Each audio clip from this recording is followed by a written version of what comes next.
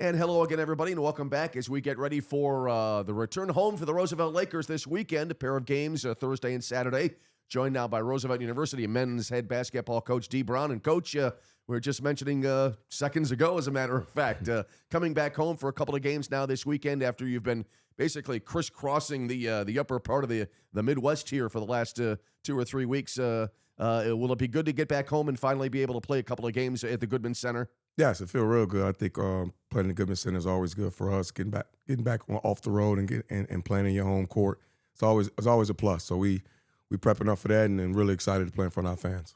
Looking back at the several road games, the last home game you played was back in early December, so it's been quite a journey, as we noted a few moments ago. Looking back, what's your assessment of how the team played during these last few weeks on the road? Again, it's tough going to win on the road, but again, we will take minor steps, baby steps to improvement. We've been getting better. We just got to clean up some things, and when you're going through a tough stretch, we've been on the road for our first 11 games. I think 8 out of 9. 8 out of 11 games have been on the road. So we've been road dogs and getting that experience of getting on the road. But to get some home stands and play on our home court be refreshing, and I think it'd be good for our guys.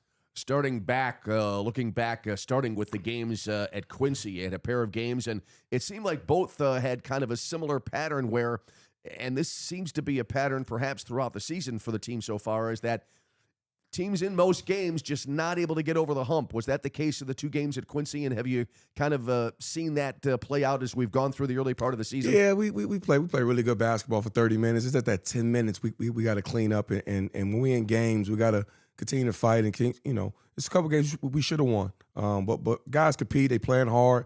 Again, we're taking steps, and we just got to get over that hump. And I think these 2 home games should really put us in that positive mindset of gaining traction and winning basketball games. I know in the past weeks we've talked about how the non-conference schedule helps you prepare for the GLIAC schedule, which is now really going to we're heading into the GLIAC portion of the schedule full steam. In fact, it's GLIAC the rest of the way starting back on New Year's Day. Do you feel that the non-conference opponents have been able to prepare the team well? Absolutely. I think our non-con schedule is really good. Really good teams that fit the mold of our league, and it's gonna really help us as we move forward and play in the GLIAC.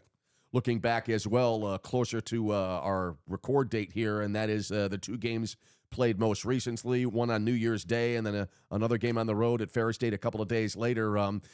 Did you feel it was kind of a similar situation in the last 2 games? Was it similar to what played out in Quincy? Yeah, correct. I think we played really well in moments, and then the moments we teams go on these big runs and we just can't fight back from them. But the guys really competed both games at Parkside and Ferris. They didn't quit. They didn't lay down. They kept fighting.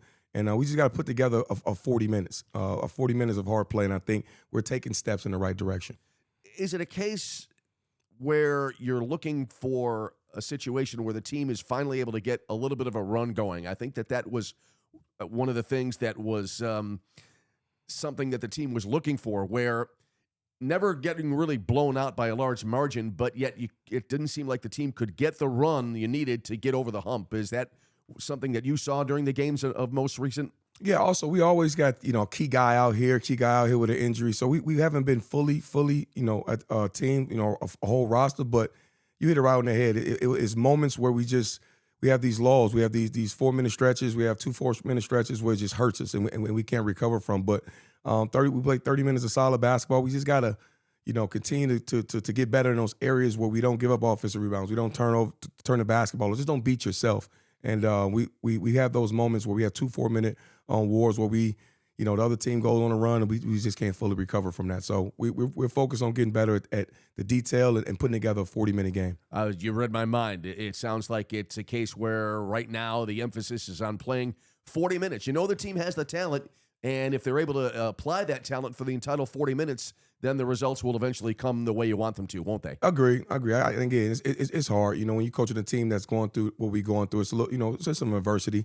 But once we get over that hump, again, we put together a 40-minute game. We keep getting better each and every day, and we talk about positive mindset and coming in with, let's be more connected. Let's at this time of adversity, let's come more together. And I think we're taking steps in the right direction. As you go through this portion of the season now, we talked about a moment ago heading into the GLIAC, and Is that what you're emphasizing right now in practice at this point of the year? Do you emphasize execution? Is there maybe something else, one or two other things that you try to emphasize as now the team goes through the practices, getting ready for the games? Yeah, executing on both ends and paying attention to detail. It's just the little things, like I said, not turning the basketball over. Don't miss box outs. Don't give up a scout points. It's all the little details that allow you to win games during this time because there's film out there on us. Teams do a great job of scouting. So for us, we just got to pay attention to the detail and clean up the little stuff that will allow us to remain in the game and eventually start winning some.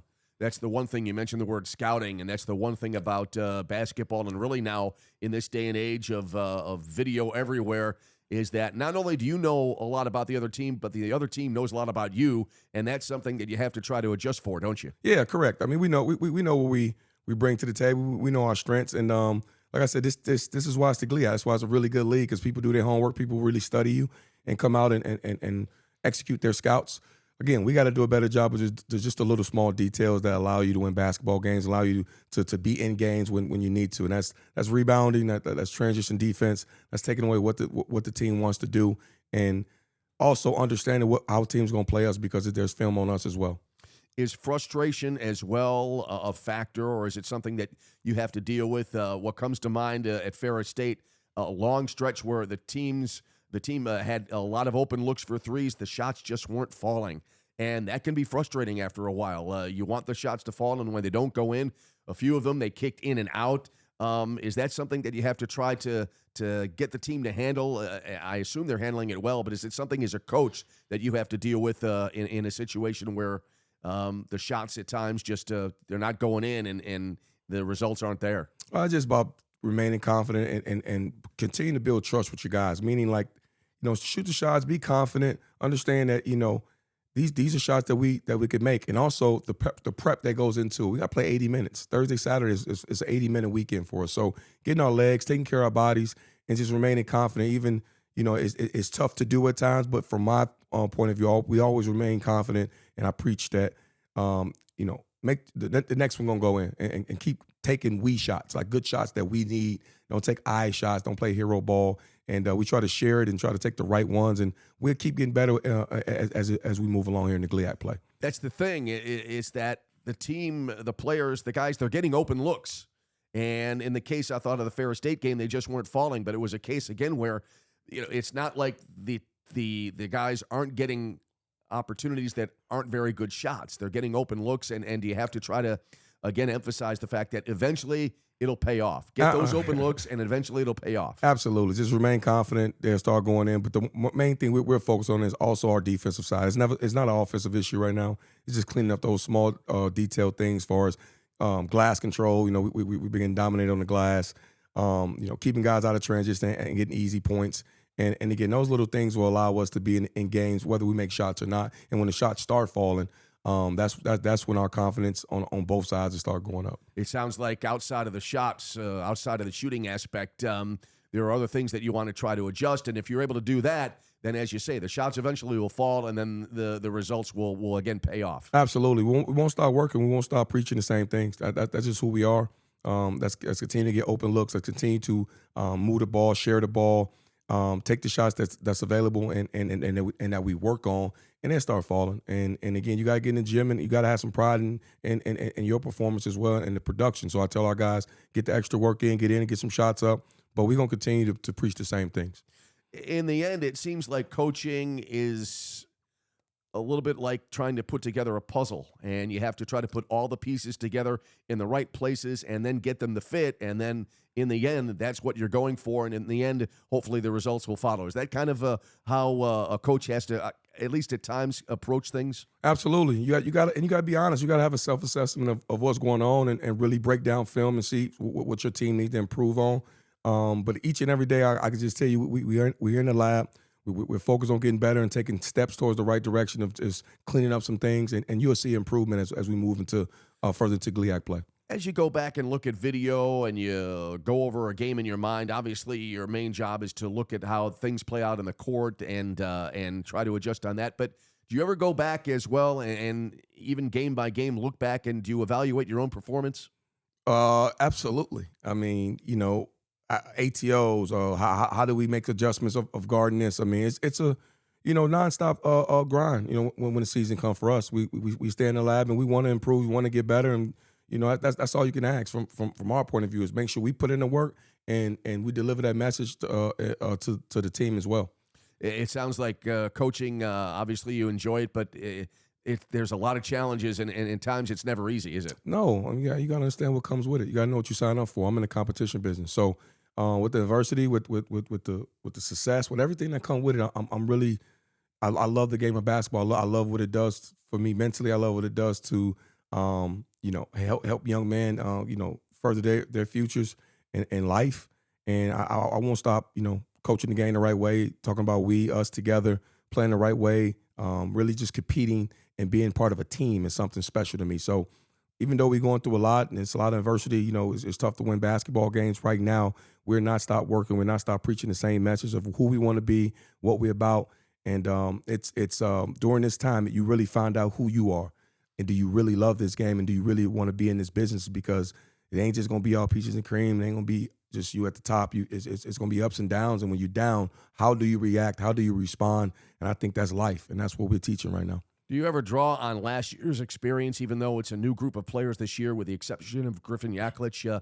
Last year, kind of an interesting or a similar situation that kept plugging away, and eventually you were able to get to the conference tournament last year, get to the quarterfinals. Do you ever draw back on that and look at how it played out last year and say, we can do this again? Absolutely. There's no every game. Every time we lace them up, every time we go into it and we prep, that's our mindset. Like we're trying to. We have a destination. We have a goal. You definitely want to aim for that postseason. You don't want to stay down all year. You want to make steps, and I think we're taking the right steps. Feel good about it, and we're gonna keep working. And that's what this game is built on. It's built on. It ain't about where you are right now, but where you want to be in a month. How do you want to be projecting? Where you want to be? Do you want to be playing your best basketball? I think we haven't played any good basketball yet. So it's only one way up for us, and we're going to keep chasing that destination. Well, coming back home, as we mentioned at the top of the broadcast this weekend, Saginaw Valley State and Lake Superior State. Again, it sounds like a little bit of a broken record at times, but in the GLIAC, always a challenge, isn't it? Coming into another set of weekend games. Every game is big. Every game is something you got to really, dial in on. And it starts on Thursday. And, you got to play 80 minutes. You got to play another one on Saturday. So for us, every game is important. This is a really good league. There's never no time off, and it's hard to win any league, and every league around the country. It's hard. Every week, no matter who you play and who you step on the court, where you got to be ready to go. And that's what we gearing up for. It's two hard games, 80 minutes of we got to be locked in to win them. You say 2 hard games. There are never any easy games, are there? Never no easy games in the GLIAC. All right. Well, Coach D. Brown, thanks for joining us this week, and look forward to talking to you next week. And good luck over the weekend here at the Goodman Center. Man, thank you so much. Go Lakers. All righty. Coach D. Brown with us. We're going to pause, take a time out, and then we'll resume with more after this. So stay with us.